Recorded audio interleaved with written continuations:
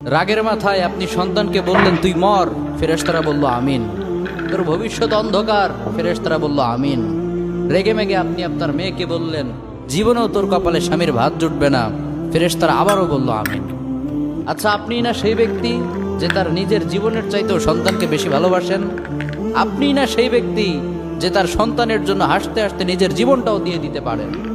আপনি না সেই ব্যক্তি যে আল্লাহর কাছে নিজের চাইতেও সন্তানের জন্য বেশি দোয়া করে?